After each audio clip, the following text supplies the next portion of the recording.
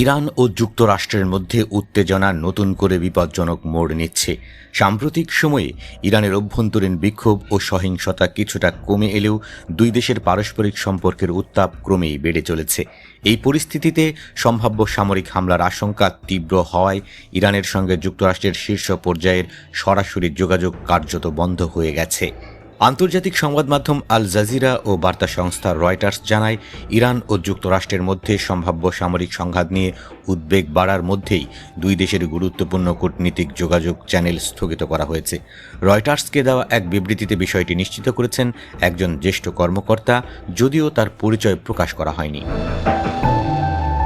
ওই কর্মকর্তা জানান, ইরানের পররাষ্ট্রমন্ত্রী আব্বাস আরাকচি ও যুক্তরাষ্ট্রের বিশেষ দূত স্টিভ উইটকফের মধ্যে সরাসরি যোগাযোগের সব মাধ্যম বর্তমানে বন্ধ রয়েছে। কূটনৈতিক সংলাপ বন্ধ হয়ে যাওয়াকে দুই দেশের সম্পর্কের অবনতির স্পষ্ট ইঙ্গিত হিসেবে দেখছেন বিশ্লেষকরা। যুক্তরাষ্ট্রের প্রেসিডেন্ট ডোনাল্ড ট্রাম্প ইরানের সাম্প্রতিক সরকার বিরোধী বিক্ষোভ দমনে তেহরানের কঠোর অবস্থানের তীব্র সমালোচনা করেছেন। একই সঙ্গে তিনি ইরানকে সামরিক হস্তক্ষেপের সম্ভাবনার কথাও প্রকাশ্যে উল্লেখ করেছেন। ফলে মধ্যপ্রাচ্য জুড়ে নতুন করে উদ্বেগ সৃষ্টি হয়েছে।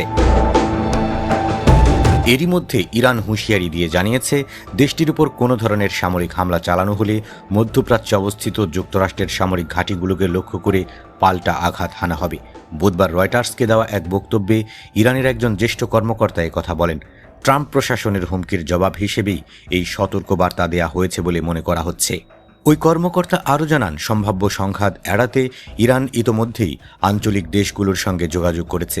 সৌদি আরব, সংযুক্ত আরব আমিরাত ও তুরস্ক সহ একাধিক দেশকে তেহরান স্পষ্ট করে জানিয়ে দিয়েছে, যুক্তরাষ্ট্র যদি ইরানে হামলা চালায় তবে ওই দেশগুলোর ভূখণ্ডে অবস্থিত মার্কিন ঘাঁটিগুলোও নিরাপদ থাকবে না। অন্যদিকে ইসরায়েল থেকেও উদ্বেগজনক বার্তা আসছে। ইসরায়েলি গোয়েন্দা মূল্যায়ন অনুযায়ী মার্কিন প্রেসিডেন্ট ট্রাম্প ইরানে হস্তক্ষেপের সিদ্ধান্ত নিয়ে ফেলেছেন বলে ধারণা করা হচ্ছে।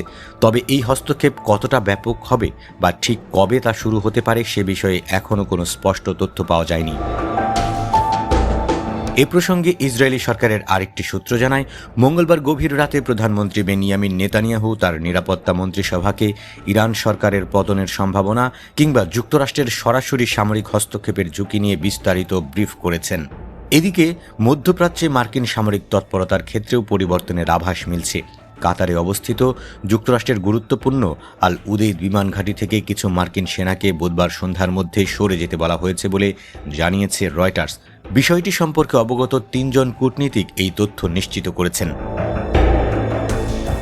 রয়টার্সকে দেওয়া এক কূটনীতিকের ভাষ্য অনুযায়ী এটি কোনো বাধ্যতামূলক সেনা প্রত্যাহারের নির্দেশ নয়, বরং সামরিক অবস্থান ও প্রস্তুতিতে সাময়িক পরিবর্তনের অংশ হিসেবেই এই সিদ্ধান্ত নেওয়া হয়েছে।